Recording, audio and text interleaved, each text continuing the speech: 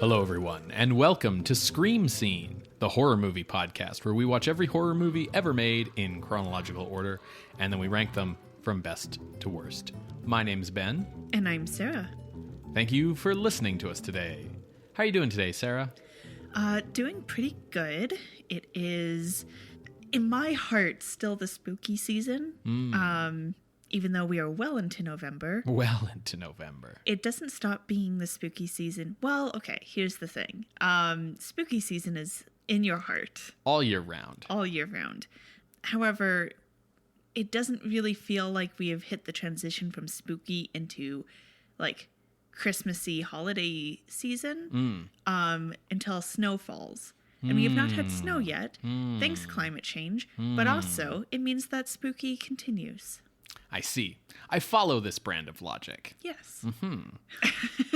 How are you today? I'm doing pretty good. I have been learning things about today's movie while you have been burning through Witcher books.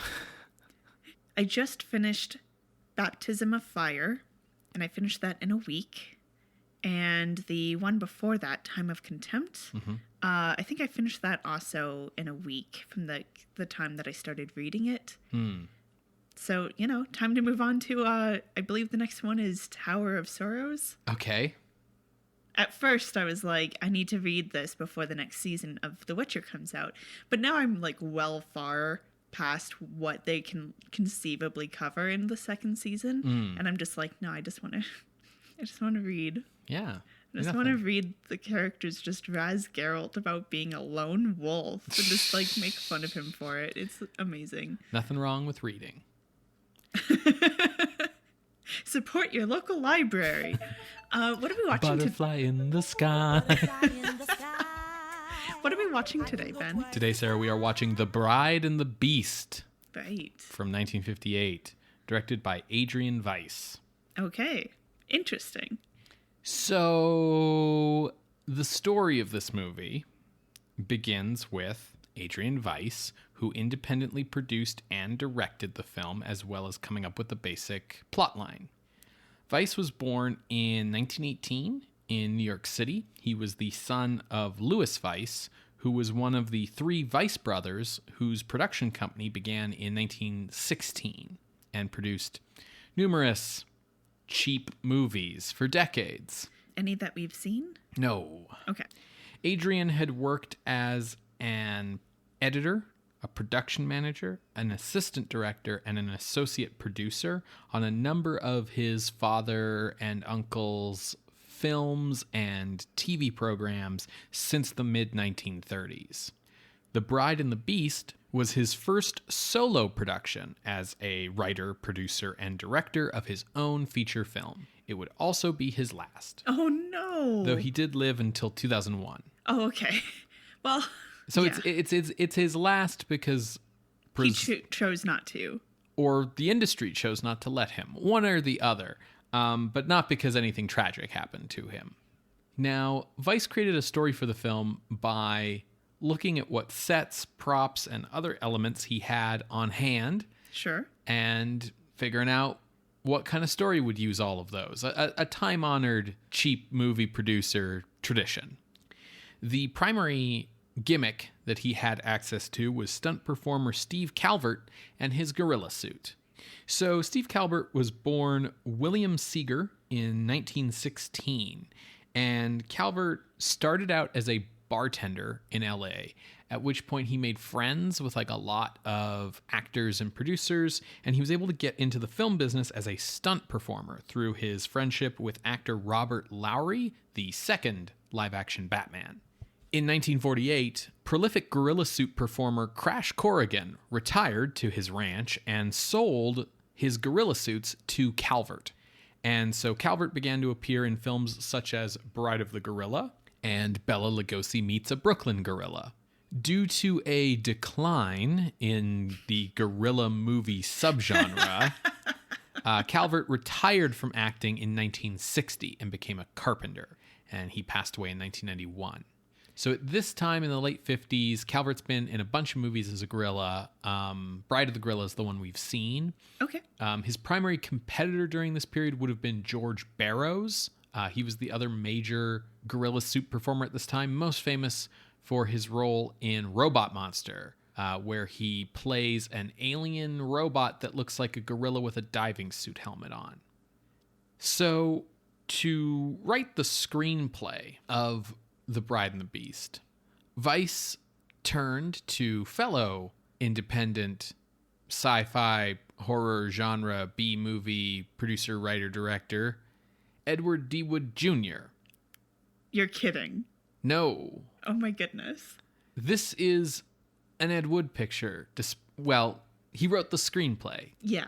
In all other ways, this is not an Ed Wood picture. We don't see his standard actors or crew, any of those other things. It's a different production. But the fact that he wrote it, well... It speaks volumes.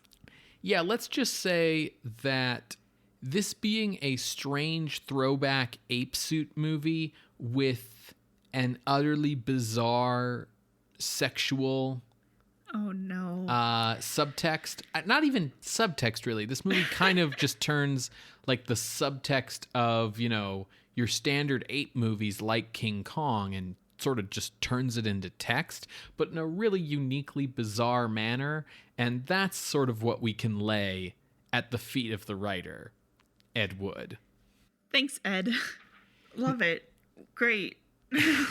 Now, since directing Plan 9 from Outer Space, which had premiered at this point but had not yet been picked up for distribution, that wouldn't happen until 1959, Wood had written and directed a 22-minute horror film called Final Curtain about an actor trapped in a haunted theater, pursued by eerie sounds and strange scenes.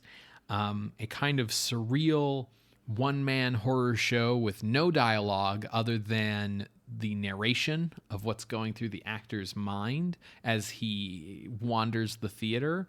And this was meant to be a pilot for a proposed horror anthology TV series that Wood would produce called Portraits of Terror. Okay. Quick pause here. What's the timeline on Twilight Zone and The Night Gallery? So Night Gallery came after Twilight Zone in the 1970s. Okay. And the Twilight Zone wouldn't premiere until 1959. So Wood is uncharacteristically ahead of the curve here. Right. The twist at the end of Final Curtain is that the man is dead. Sure. The TV series was not picked up. But Wood often felt that Final Curtain, this pilot episode, was the best thing he ever did. It sounds really cool. So, but then again, a lot of the things that he does sound really cool on paper. So always in need of money, Wood took the job writing The Bride and the Beast to Weiss's specifications, using the lead character's forbidden, taboo sexual attraction to gorillas. Oh my God. As a metaphor for his own issues of identity and sexuality. All right. Wood was inspired by the Bridey Murphy trend, which, if you've been following along with Scream Scenes episodes, you might be thinking, isn't that trend a bit old by now? Yeah. And you would be right. Yeah. The other source of inspiration for his screenplay was some jungle movie stock footage that he had access to. Sure. That's standard for B movies. And for Ed Wood, for sure. So, yeah, get ready for a movie that is pro bestiality, with elements of Angora sweater fetish, and a rationale for the bestiality that involves the lead female character having been hypnotized, the queen of the gorillas in a past life. All right. Well, I mean, we're here now. We committed to the bit of every horror movie ever made in chronological order, so we got to watch this. The film's lead role is played by 25-year-old actress Charlotte Austin, who we last saw as the female lead in The Man Who Turned to Stone. So Austin, who had been in her fair share of cheap movies, was amazed by how cheap the production of The Bride and the Beast was, including a shot where the characters were supposed to be in a moving car, but the car was not actually moving. But to give the car the appearance of moving, PAs from off camera were by hand rolling the tires, like rolling the wheels of the car.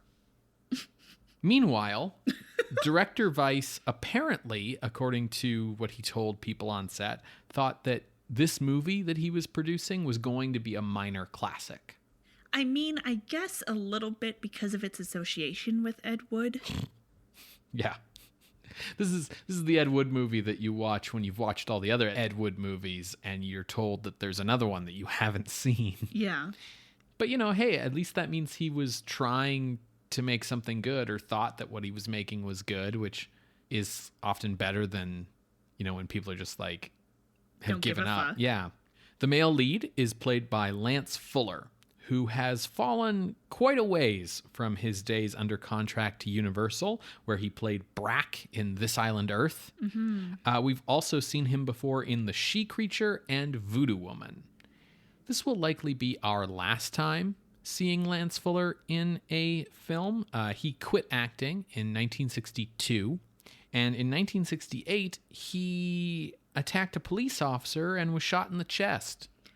But why did he attack? So Fuller had been attacking parked cars with a 3-foot lead pipe, yelling out that he was Jesus Christ, that he was Lord. So this police officer came by to try to stop him, and Fuller attacked the police officer and broke the officer's hand with the pipe. And as the officer was falling to the ground, he shot Fuller in the chest. Fuller survived and recovered, and launched a comeback in 1970 as an actor, where he appeared uncredited in some minor roles in movies like The Andromeda Strain, and then gave up again, and later passed away in 2001 after a, quote, long illness, unquote. That's sad, so I'm not going to make any jokes. This is the unfortunate problem with talking about B-movies, is you laugh at how silly and ridiculous and poorly made they are, and then you learn absolutely anything about any of the people who made them, and it's most often very sad. So The Bride and the Beast got picked up for distribution by Allied Artists, the studio formerly known as Monogram. Okay, I definitely got it confused for a minute with United Artists. Yeah. And I was like, what the fuck? And it premiered on January 29th, 1958, on a double feature with the war drama exploitation movie The Beast of Budapest, which was a sort of sadomasochistic sex exploitation movie about the Hungarian Revolution of 1956. Today, The Bride and the Beast is available on Amazon Prime, FlixFling, and Tubi, as well as on DVD from Retro Media on a double feature with King Dinosaur. Okay. It's very funny to me that this is on Amazon Prime. Amazon is just like, yeah, and then like we'll put out Wheel of Time and then put out fucking Bride of the Beast or whatever. I mean, Amazon buys the rights to everything. Like, they probably got this less as like, Jeff Bezos sitting there and being like, no, Bride and the Bride and the Beast has to be on Amazon, and more like, hey, what does it cost to buy the entire rights library to everything Monogram ever made? $12? What a deal. Now there's 4,000 more movies on Amazon. Anyways, so yeah, we're going to be watching it on Tubi. Yes. Well, folks, hopefully, you can find a copy to watch along. You're going to hear a brief musical interlude, and when we come back, we will discuss The Bride and the Beast. Both, all new, in the same movie, The Bride and the Beast, from 1958, directed by Adrian Weiss. See you on the other side, everybody.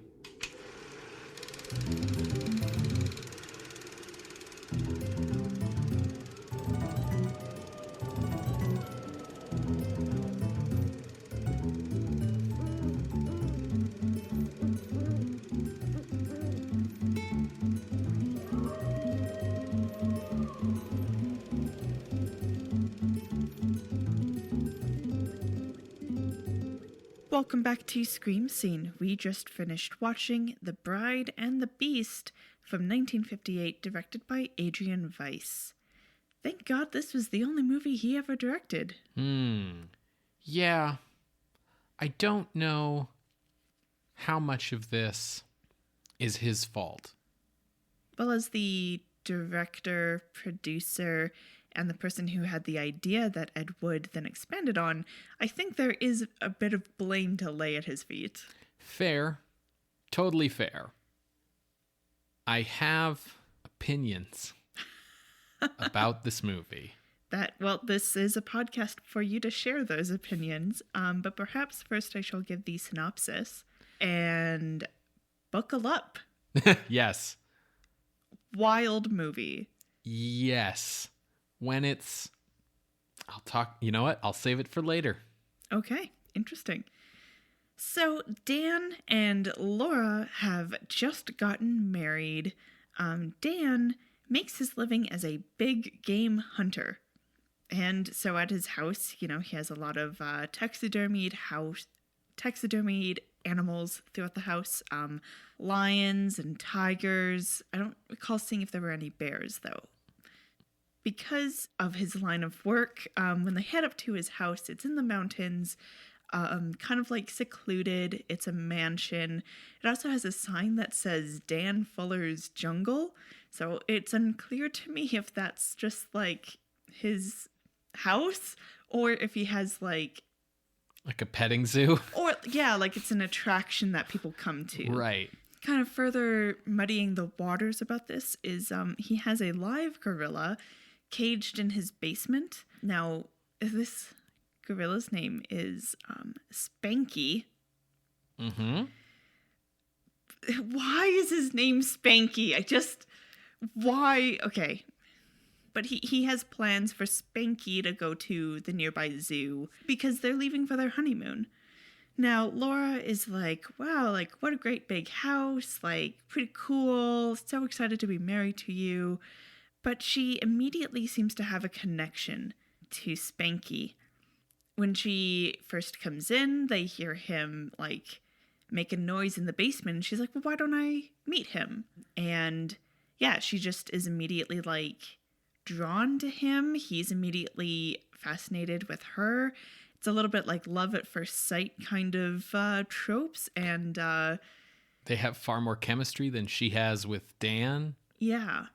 I have to point out that the basement is a dungeon. It is. It's like, stone, brick, like bars, like, kind of thing. Yeah. Stairs going down that don't have railings. Like, it's a dungeon. And the way you get there, even though Dan is a big game hunter, he's raised Spanky from like being a baby gorilla, like has had him his whole life. And this is like his house, and it's like not a secret, and it's like a thing he tells Laura about right away. The way into the basement is like a secret panel. Yeah. Where you like hit a button that's hidden on the wall, and like part of the wall like slides away. Like it's like a entrance to a mad scientist lair. Yeah. Yeah. There are torches. Yes. In the basement. Yes. Why? Okay. Ooh. That's a lot of this movie, just exasperated whys. Mm-hmm. So that night, it's their wedding night, so they're getting frisky upstairs, and Spanky seems to be able to tell what's going on because he's making a ton of noise in the basement. He's getting excited. Afterwards, mm-hmm. Laura is asleep, and we get like a filter over her face that makes you think like, are we going into a dream? Or it's similar to the filter that goes over Professor Xavier's face when he's contacting the X-Men. Yeah, she's got like concentric circles coming out of her head while she's sleeping. And the way that the film cuts down to Spanky makes it clear that he is picking up her radio waves. Yes. And he breaks out of his cage and wanders up to the bedroom. Now, as he's making his way, Laura wakes up and goes and lights a cigarette in like this massive bedroom living space. which I think is like the size of our first apartment. Yeah. But anyways, so she's smoking and Spanky comes in and she turns and she again has like that same kind of reaction to him, and he's like petting her hair, clearly being very tender. Dan, whose bed is in this room, wakes up and slowly grabs a revolver out of his side table, and then Spanky rips off Laura's sleeping gown. And that's when Dan has had enough. He goes like, Spanky, no, and then like shoots multiple times and kills Spanky. And Laura is just like she screams when the shots go off, and then she faints, and she's clearly like a little shocked about what's going on. And she even afterwards is like, yeah, he was being so tender and I don't know what really could have happened, and yada yada. It's clear, like when they first meet by the cage, like she has like come hither eyes. And when she's having her like telepathic link with Spanky in the basement while she's still asleep, like she is writhing and moaning in bed like she is having a very intense dream about things maybe satisfying her in a way that maybe Dan didn't just satisfy her. And then like when Spanky comes upstairs, like he ripped through the bars on his cage, but he like opens the door, just like walks in, and yeah, they're having this tender moment, and she's looking at him like biting her lower lip and like giving him these eyes, and he tears her dress off, and yeah, and then Dan shoots him several times. And later, yeah, like when she's explaining to Dan what happened, she's like, oh, but his hands on me were so gentle, tender. So she was into it. So that's the tone of this movie. Mm-hmm. Later that night, after they've presumably like cleaned up the gorilla body, Dan is tucking Laura in, and he's like, try not to like think about all that's happened. And she's like, no, I feel like maybe I want to talk about it. And he's like, listen, lady, I'm a man in the 1950s. I'll just get a doctor tomorrow. Yeah. I don't want to talk about this. I'll just call up a doctor. I am not equipped. Yeah. Well, especially for this. And so she talks a little bit about it, and that's where we get like the tender language and whatever. But she goes to sleep, and she has what apparently is a reoccurring dream about being an ape in the jungle. And just animals everywhere, here and there, and she wakes up screaming because it's a terrifying nightmare for her. So Dan's pretty worried. First thing the next morning, Dan goes and gets the local doctor, Dr. Reiner. He's like a regular doctor, but he also does hypnotherapy. Also, he's a family friend. So Dan's like, don't worry, Laura, you can like share anything and everything with him. And so they do some hypnotherapy, and she, talks about how like she likes Angora sweaters because of the feeling of like fur on her skin. If you didn't know, this was an Ed Wood script by now. Yeah. And so the doc goes to Dan, and he's like, I think Laura is a prime candidate for us to do some regression therapy to go back to a previous life, because I think this is what's really going to help with this dream business. And Dan's like, I don't know what you're saying, but okay. So they do it, and they regress to her past life, and she was a gorilla in the past life, and we get to see how she died, basically. Some African hunters kill her for meat or whatever the fuck. And so their honeymoon was for Dan and Laura to go to Africa to go hunting, which is weird because that's Dan's job. So he's basically like, yeah, for our honeymoon, I'll be working. Yeah. Like, great, love it. But in light of this being her past life and kind of getting through this traumatic event, memory, and dream thing, the doctor's like, I don't think this is the wisest thing to be doing, to take her into deepest, darkest Africa. And Dan's like, tickets are bought and paid for. We're doing this. I didn't splurge for like being able to get a refund. I didn't get the insurance.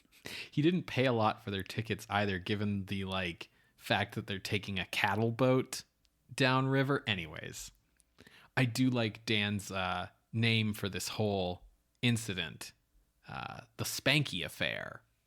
That is what they call that incident. Yes.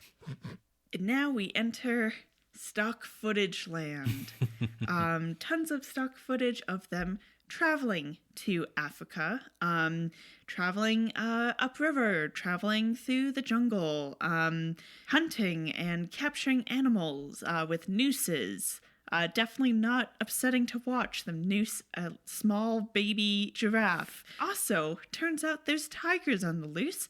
We do get some actual scenes of them doing things like driving a truck or walking through woods or whatever the fuck. And then this is how they tie in the tigers, because Ed Wood is well, we're in Africa, but tigers are in India. So I guess I'll have a couple scenes in here to explain that a ship got wrecked off the coast of Africa, and now there's 2 Indian tigers on the loose here. Perfect. Got it. And so we have a whole bunch of stock footage of them hunting the tigers. Yeah, this would be like if you were watching a modern movie and, you were looking and there's The Rock and Emily Blunt on their jungle cruise. And every time they reacted to something, instead of it being some unconvincing CGI, it was just footage from old David Attenborough documentaries. Yeah. Just with The Rock, pretending that he's in the same space as them, that kind of thing. Laura eventually goes out walking, looking for Dan because he didn't come home one night as he's hunting these tigers. And she gets attacked by a tiger and falls off a cliff, well, a short cliff, and gets a head injury. When she awakens, by this point, it's clear that she's had some pretty bad injuries. Dan's officially killed both tigers and he's treating his own wounds. So when she awakens, we see that same concentric circle thing on her face, and her writhing around in her bunk. And hey, a local gorilla is walking by and he's oh, X-Men, I read you, and starts walking towards the camp. He picks up on her telepathic ecstasy. How long were you waiting for that one? I mean, it's not a gag. That's literally what's happening. So, local boy, he doesn't have a fancy name like Spanky, so I'll just call him the gorilla. He walks into camp just as Laura walks out of her tent, and they're having a moment. Dan turns around and he's what the fuck? And instead of shooting the gorilla, he goes to try to hit it with the handle. He goes to pistol whip it with his revolver. And it goes terribly. As you might expect. Maybe he's just riding high on having stabbed that tiger to death in the stock footage. But anyway, so he gets beat. Laura gets picked up by the gorilla, taken to a cave where there are 3 other gorillas. Yes. Actually, she gets taken to a cave where there's 1 other gorilla, and then 2 more show up as if the first 2 called them on the phone to be yo, you guys need to come over right now. She is down to clown. Come over to our love cave. Yeah. And it'll be great. Yeah. And so Dan, kind of shakes off his attack by a gorilla and grabs a gun and goes off. When he gets to the cave, we see that 2 gorillas are leaving. Yes. They're done already. We only ever see 2 gorillas on screen at the same time, by the way, so they definitely only had 2 suits. And I just want to note here that Steve Calvert does not have the build to replace Crash Corrigan. He is too short, which leads to the gorilla suits sagging and looking like a kid with a heavy diaper. Yeah, it also means that while he's doing the gorilla stooped over long arms posture, it means that the gorilla looks like it's maybe 4 feet tall instead of a big 8-foot, intimidating monster.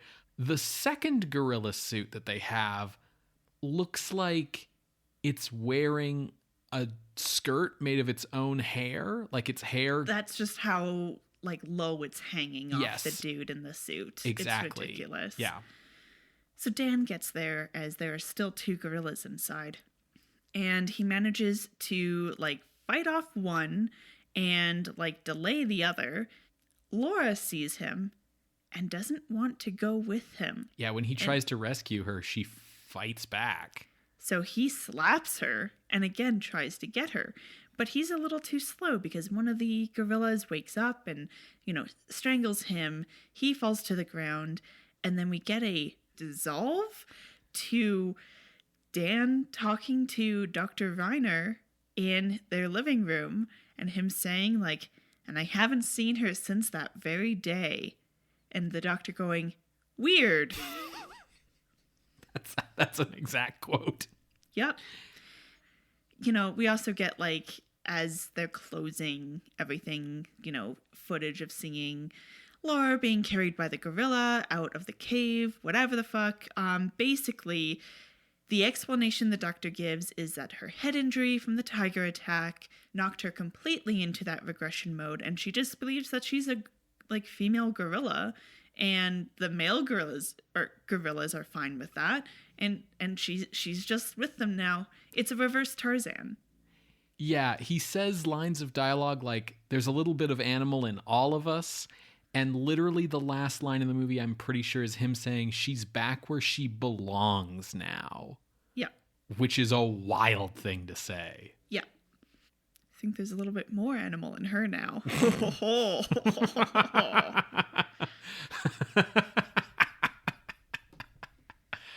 Oh, boy. So, Ben, what the fuck did I just watch? Well, you just watched a terrible movie. Okay, look. There's some interesting stuff here. Not good, never good, but the parts of this film worth watching are the parts where it is weird. The parts that are sort of at the most Ed Wood. So the beginning 20 minutes, the last 15, and the middle part with the tigers and all that jazz, you can just fast forward through. Basically, that's what I'm saying. The first, so it's the first 35 minutes of the movie are before we go on the trip to Africa. And that's a bad movie. Yes, absolutely. But it's utterly insane and unique. Like, where else are you going to see the tale of a woman who just wants to, like, is so wet for this gorilla in the basement that it draws the gorilla upstairs to woo her, and then her husband finds that he's being cuckolded on his wedding night by his pet gorilla. Like, that's wild. That's crazy. And this section of the movie also has the, like, amazing distinction of being Ed Wood concepts, like unmistakably Ed Wood concepts, as she wears an Angora sweater to bed so that when she's writhing around having her dreams about the ape, she's wearing the Angora sweater.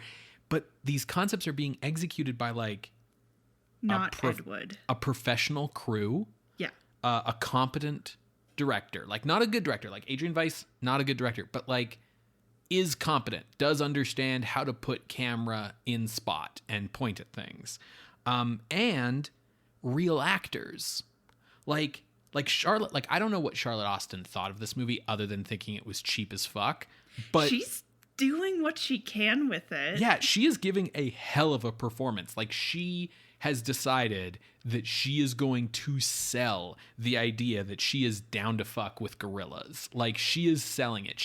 It's ridiculous, but she is doing the job. Like, there are women in movies who are supposed to be attracted to men, like their romantic co-stars, who are less convincing about it than she is about how much she wants to bone this gorilla. I think Charlotte Austin probably carries this movie. Yes. Lance Fuller has kind of checked out. Yeah. I think this role would have been better played by John Agar. Yeah. This is up his alley for sure. Yeah. But yeah, Lance Fuller's just kind of nothing. And that's why the middle section of the movie that's about Lance Fuller, Mighty Hunter, and mostly, like, you know, Charlotte just sticks around in a tent and doesn't do anything, is terrible, is the worst part. It is the next 35 minutes of the movie. So fully the length of the first part again. No, his last name's Fuller. And this part of the movie is basically 3 movies stitched together. There's new footage shot for this movie. There's footage from a documentary about like safari hunting in Africa. And then there's footage from a narrative film called Man Eaters of Kumayan from 1948 starring Sabu. And that's where all the tiger stuff comes from. That's a movie that's like set in India with like Sabu, and there's like a tiger on the loose and it kills like some Indian people. And that's why the people who have come along with Dan Fuller here on his safari to Africa all look Indian and wear like Indian clothing, and why like the old lady who gets killed gives Laura like this sort of Indian garb to wear so that when she gets attacked by a tiger, it'll match the like Indian village girl who gets attacked by a tiger in the stock footage. You're saying the name Sabu, like I should know who that is? He was pretty famous. He was in a bunch of movies throughout the 1940s, Thief of Baghdad, a bunch of different jungle adventure movies. You would know him because he played Mowgli in the live-action Jungle Book from 1942. Oh, yeah. Okay. Yeah. Yeah. So the only thing that's entertaining in this part of the movie is basically playing the like spot which movie we're in game, like pointing out like, okay, this is new, this is from the documentary, this is from the Sabu movie.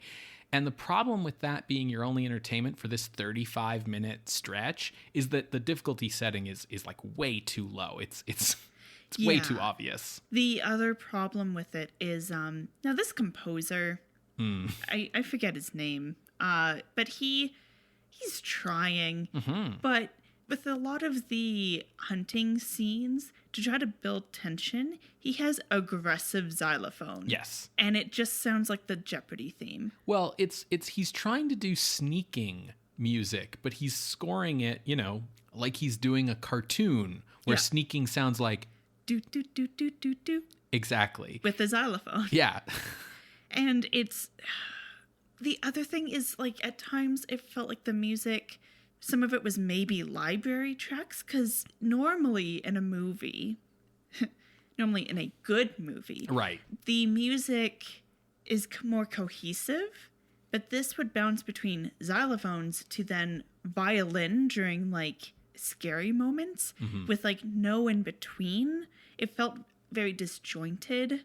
So maybe this isn't up to the composer, but it just was like aggressive xylophone. I think the thing is that the aggressive xylophone would be less annoying if like stuff happened. Sure. Because is basically what they're doing in this section of the movie is they are dragging out Dan Hunt's tigers for as long as they possibly can, basically. Because we don't get back to anything to do with gorillas and Laura, which is the plot. Movie. Yeah, that's the movie, until the last 10 minutes. So it's 35 minutes of original ideas, you know, weird ideas, but original. 35 minutes of let's straight up take another movie and just... 2 other movies. Right. And just edit it so that the lead character of that movie is now the lead character of our movie, you know, very Captive Wild Woman style. And then 10 minutes back to our original story. So we have a 78-minute movie with like 45 minutes of actual content. Like, we happened to hit pause when we were flash forwarding or whatever from Laura with apes to Dan with Dr. Reiner. And when we paused, there were 45 seconds left. Yes. And it's like, how are you supposed to explain or wrap up whatever the fuck this is in 45 seconds? And they seem to manage to do it, at least to like the movie's standards. Yeah. Yeah. The last 10 minutes is incredibly wild and fulfills on the promise of the beginning of the movie. But it's really let down by the fact that there's like no dialogue. And it's just way too little too late. Yeah. And it's also like, listen. Yeah. I'm not saying the movie would necessarily be a better movie if this was true, but it would be a better execution of its concept if this movie was sort of allowed to say and depict what it's about. So like Laura fights Dan when he tries to rescue her and he has to like sock her on the jaw. But like the movie never quite lets Laura say, I want to be with gorillas. yes. Like it never lets her say like, I want to fuck an ape. And you know, she doesn't even say like, no, when Yes. Dan tries to take her. She's just like clearly resisting. Like Dan doesn't even get to have any dialogue of like, Laura, come on. Or like, what the hell is this? Yeah, it's like... Dan never seems to realize that his wife wants to fuck gorillas. Even though I think he does, though, with Spanky. The way he's acting when she's first in the basement. Right, and he's like, stay away from him. Don't ever go get close to him again. I'm just going to do a hard pivot from this. There's a lot of brown face in this movie. Yes. Taro is the house servant.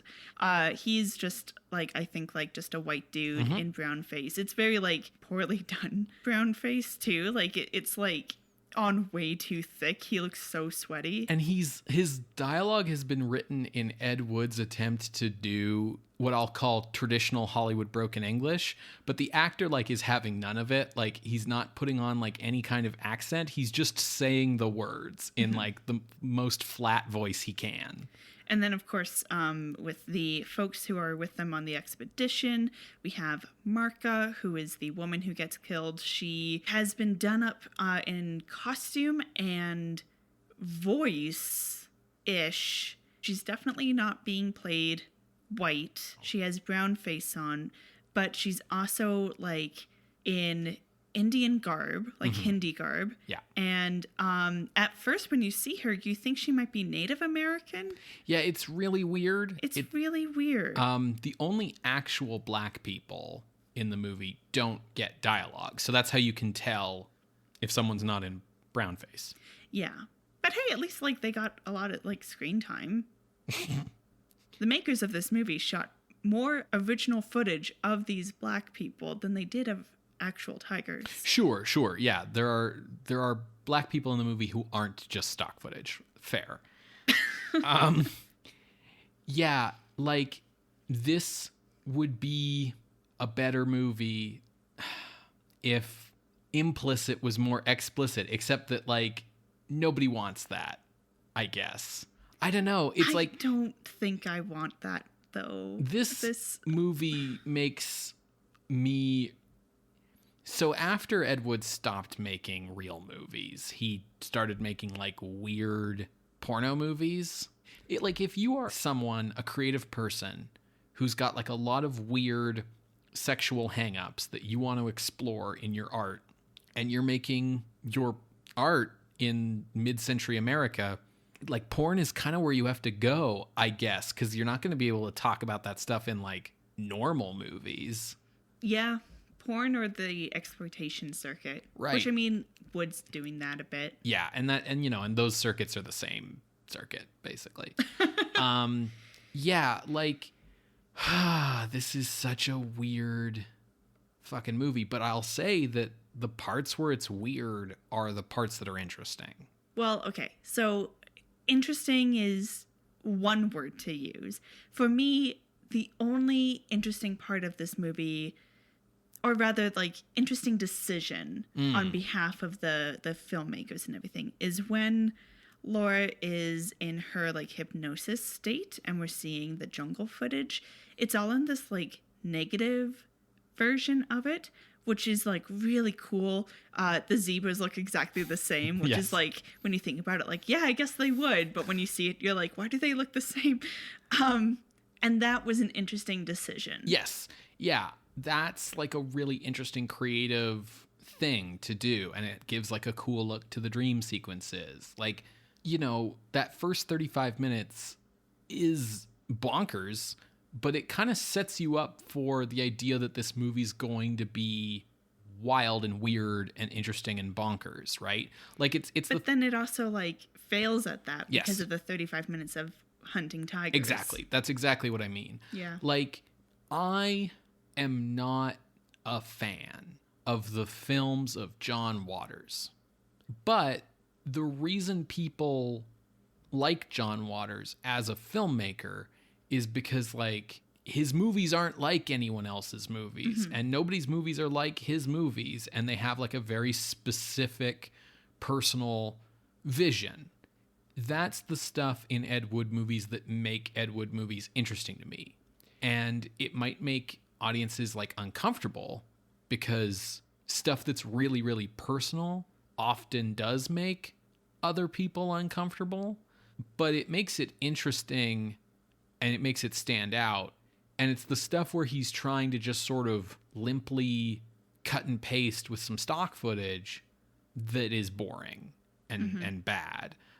So as crazy as the woman ape sexual connection stuff in this movie is, you're not going to see that in any other movie. Or rather, like, other movies are cowards and make that subtext. Like...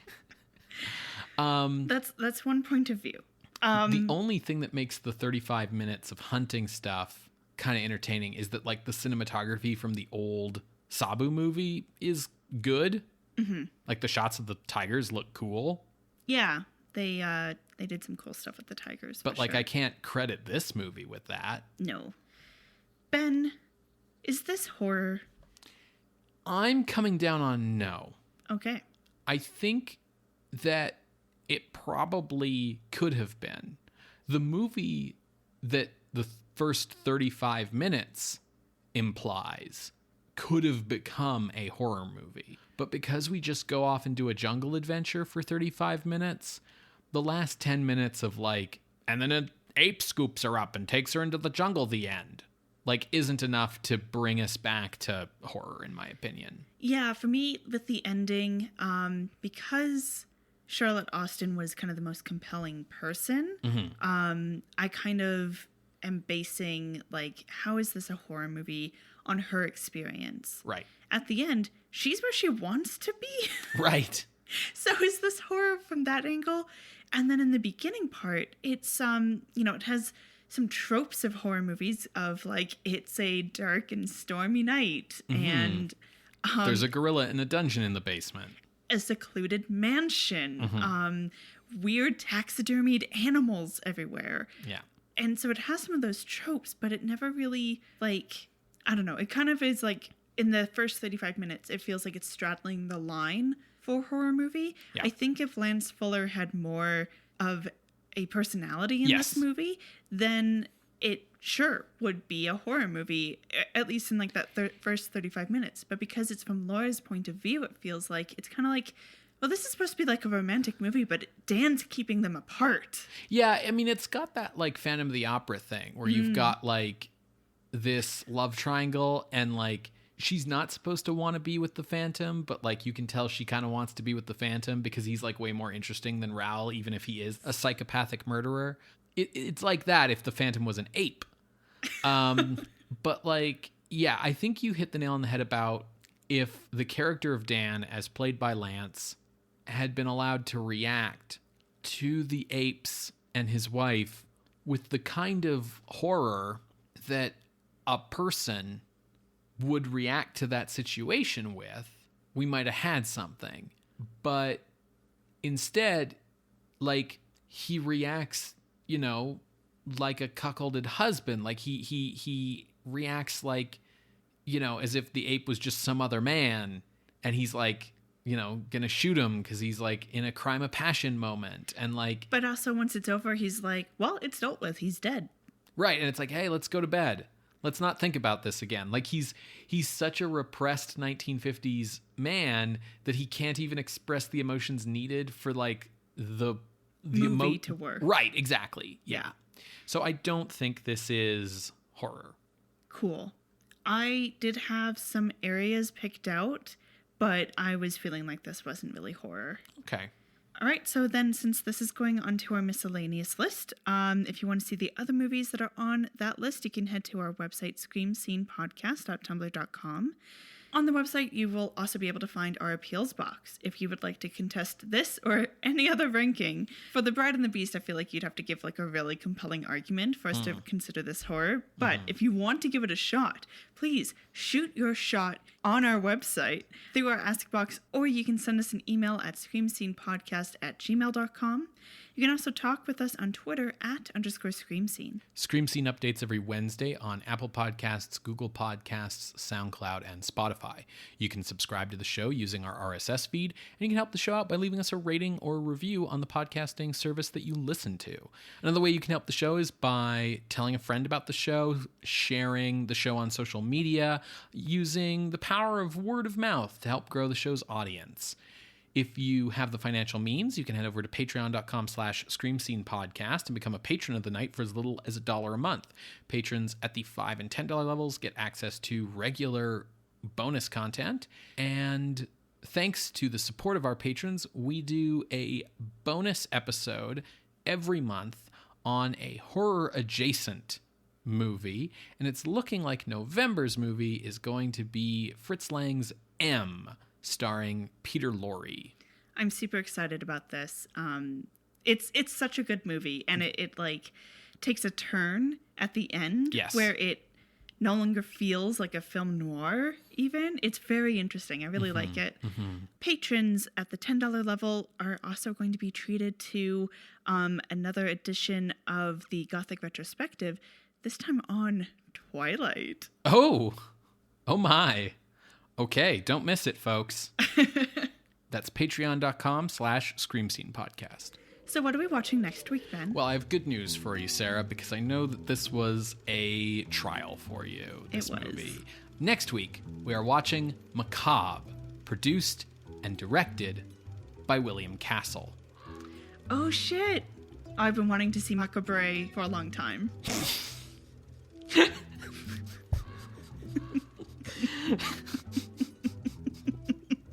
See you next week, creatures of the night. Bye. Bye.